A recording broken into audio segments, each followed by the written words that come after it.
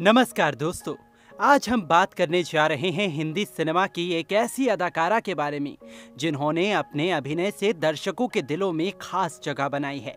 जी हाँ, हम बात कर रहे हैं आचला सचदेव जी की, जिनका नाम सुनते ही पुराने जमाने की फिल्मों की यादें ताजा हो जाती हैं। उन्होंने अपनी अदाकारी से कई दशकों तक हिंदी सिनेमा में अपना योगदान दिया और अपने हर किरदार को इस अंदाज में निभाया कि वो हमेशा यादगार बन गया।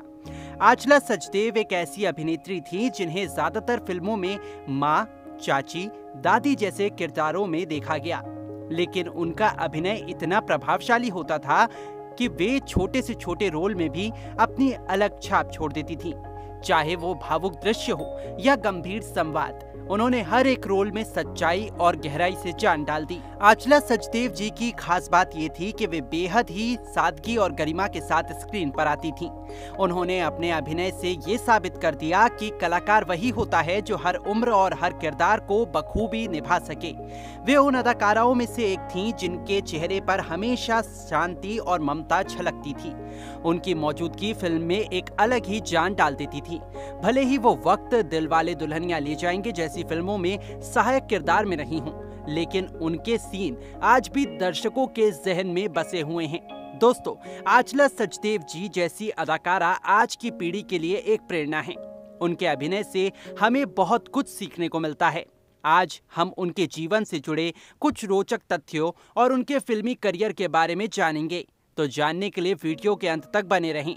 दोस्तों, उनका जन्म 3 मई साल 1920 को पेशावर यानी कि आज के पाकिस्तान में हुआ था। वे भारत विभाजन से पहले के समय में जन्मी उन अदाकाराओं में से एक थी जिन्होंने हिंदी सिनेमा की शुरुआती पीढ़ियों को प्रतिनिधित्व किया। उनका परिवार का माहौल पढ़ाई लिखाई और संस्कृति से भरपूर था। बचपन से ही उन्हें नाटकों और नृत्य में रुचि थी, जिससे उनके अभिनय की नींव मजबूत होती चली गई। आचला ने अपनी प्रारंभिक शिक्षा लाहौर में पूरी की, जो उस समय शिक्षा का एक बड़ा केंद्र हुआ करता था। वे पढ़ाई में होशियार थीं और उन्हें कई भाषाओं का अच्छा ज्ञान था, जिसमें हिंदी, उर्दू, अंग्रेजी जैसी भाषाएं शामिल थीं। पढ़ाई के साथ साथ वे रेडियो पर भी काम करने लगी। उन्होंने ऑल इंडिया रेडियो से अपने करियर की शुरुआत की, जहां उनकी आवाज और संवाद अदायगी ने लोगों का दिल जीत लिया।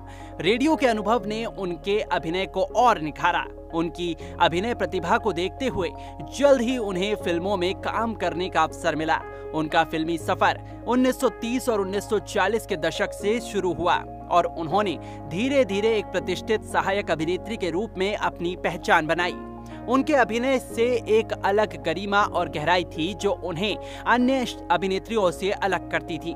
आचला सचदेव का ये शुरुआती सफर ये दिखाता है कि कैसे एक प्रतिभाशाली लड़की ने साधारण शुरुआत से हिंदी सिनेमा में खास मुकाम हासिल किया। दोस्तों, उनका फिल्मी सफर साल 1938 में शुरू हुआ था, जब उन्होंने अपनी पहली फिल्म फैशनेबल वाइफ में अभिनय किया। ये फिल्म उनके करियर की शुरुआती पहचान बनी और इसी से उन्होंने बॉलीवुड में कदम रखा। दरअसल उस दौर में महिला कलाकारों के लिए फिल्म इंडस्ट्री में जगह बनाना आसान नहीं था, लेकिन आचला जी ने अपनी प्रतिभा, आत्मविश्वास और मेहनत से ये मुकाम हासिल किया। फैशनेबल वाइफ में उनके अभिनय को दर्शकों और फिल्म निर्माताओं ने काफी सराहा। भले ही ये उनकी पहली फिल्म थी, लेकिन उनके संवाद, बोलने का अंदाज और स्क्रीन पर उनकी उपस्थिति ने साफ कर दिया कि वो एक लंबी पारी खेलने आई हैं। इसी फिल्म के बाद उन्हें लगातार काम मिलने लगा और धीरे धीरे वो 1940-1950 के दशक की मशहूर अभिनेत्रियों में शुमार हो गई। इस तरह फैशनेबल वाइफ उनके सुनहरे फिल्मी सफर की मजबूत नींव साबित हुई। वैसे हम आपको बता दें कि उन्होंने अपने लंबे अभिनय करियर में करीब 250 से अधिक फिल्मों में काम किया है। आज के इस वीडियो में हम उनके द्वारा अभिनीत कुछ खास फिल्मों की बात करेंगे जो उन्हें ऊंचाइयों तक ले गई। अपनी पहली फिल्म के बाद उन्होंने कई अन्य फिल्मों में रोल किए। साल 1950 में उन्हें एक और फिल्म मिली जो उनके करियर के लिए मील का पत्थर साबित हुई। जी हाँ, और उस फिल्म का शीर्षक है दिलरुबा। साल 1950 में रिलीज हुई फिल्म दिलरुबा में उन्होंने बेहतरीन अभिनय किया। इस फिल्म में उन्होंने अपने भावपूर्ण संवाद और स्वाभाविक अदाकारी से दर्शकों का दिल जीत लिया। उस समय उनकी स्क्रीन प्रेजेंस और चेहरे के भाव के जरिए भावनाओं को व्यक्त करने की कला की खूब सराहना हुई।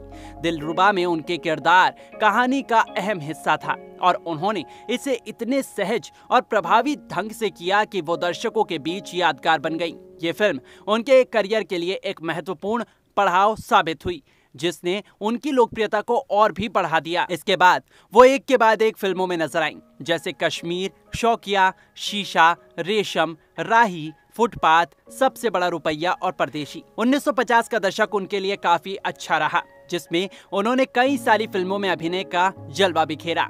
दोस्तों 60, 70, 80 और 90 के दशक में उन्होंने अपने अभिनय से दर्शकों को रोमांचित करने में कोई कसर नहीं छोड़ी।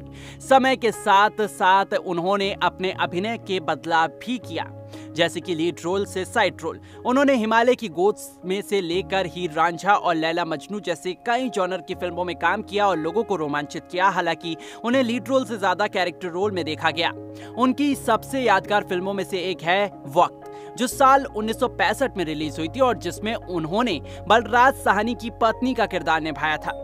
इस फिल्म में उनका संवाद एक घर बनाऊंगा तेरे घर के सामने आज भी याद किया जाता है। उनका अभिनय ऐसा था जो स्क्रीन पर आते ही दर्शकों को भावुक कर देता था। उन्होंने हर पीढ़ी के दर्शकों के दिलों में खास जगह बनाई है। साल 1995 में आई यादगार फिल्म दिलवाले दुल्हनिया ले जाएंगे में भी वो नजर आई। जी हाँ, 1995 में रिलीज हुई सुपरहिट फिल्म दिलवाले दुल्हनिया ले जाएंगे में अचला सचदेव ने अमरीश पुरी की मां का किरदार निभाया था। फिल्म में अमरीश पुरी ने सख्त लेकिन दिल से नेक पिता चौधरी बलदेव सिंह का रोल निभाया था, जो परिवार की इज्जत और पुराने संस्कारों को सबसे ऊपर रखते हैं। काजोल ने सिमरन का रोल निभाया, जो आजादी और अपने सच्चे प्यार के लिए संघर्ष करती है। शाहरुख खान ने राज का रोल निभाया, जो चुलबुला, दिलदार और जिंदा दिल युवक है और सिमरन का दिल जीतने के लिए उसके परिवार का भी दिल जीतता है। इस फिल्म में अचला सचदेव का किरदार कहानी में भावनात्मक गहराई जोड़ता है। पोती और दादी के रिश्ते और उनकी बातचीत के कई दृश्य आज भी दर्शकों के दिलों में बसते हैं, जो इस फिल्म को यादगार बनाते हैं। वो कभी खुशी कभी गम में भी नजर आई और अपने अभिनय से दर्शकों का दिल जीता। दोस्तों अचला सचदेव की अभिनय यात्रा न सिर्फ प्रेरणादायक रही, बल्कि उन्होंने हिंदी सिनेमा को गरिमा और भावनात्मक गहराई भी प्रदान की। उनकी आखिरी फिल्म थी कल हो ना हो, जो साल 2003 में रिलीज हुई थी। खैर, बात करें उनके निजी जीवन की, तो उनके अभिनय के साथ साथ उनका निजी जीवन भी काफी शांत और अनुशासित रहा। उन्होंने अपने जीवन में 2 विवाह किए थे। उनके पहले पति का नाम विकिपीडिया के अनुसार ज्ञान सचदेव था। हालांकि दोनों का डाइवोर्स हो गया और उसके बाद वो अपने दूसरे पति से मिली, जिनसे उन्होंने शादी की। उनके दूसरे पति का नाम क्लिफोर्ड डगलस पीटर्स था, जो कि बिजनेसमैन थे।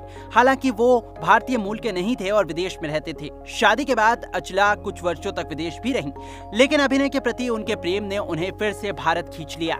हालांकि उन्होंने कुछ समय के लिए फिल्मों से दूरी जरूर बनाई, लेकिन 1980 के दशक में वो फिर से सिनेमा में एक्टिव हो गई। वो एक आध्यात्मिक प्रवृत्ति की महिला थी और अक्सर धार्मिक कार्यक्रमों में भाग लिया करती थी। वैसे खबरों के मुताबिक उनका एक बेटा है जिसका नाम ज्योतिन है और वो उनके पहले पति से हुआ था, जो यूएस में रहता है।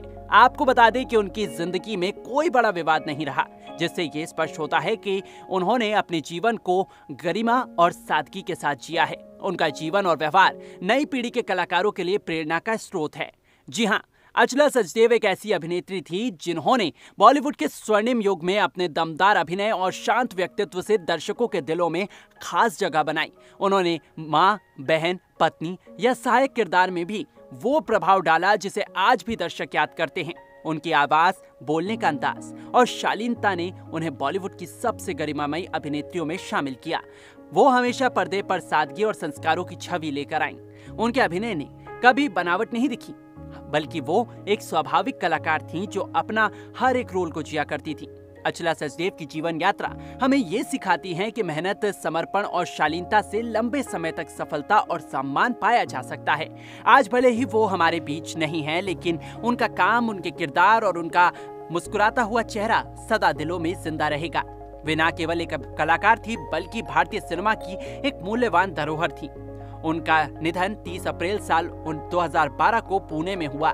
उम्मीद है कि आपको उनकी ये जीवनी पसंद आई होगी। अगर आप उनकी अदाकारी और उन्हें पसंद करते हैं तो वीडियो को लाइक जरूर करें और ऐसी अनसुनी जीवनी के बारे में जानने के लिए हमारे चैनल को जरूर सब्सक्राइब करें। धन्यवाद।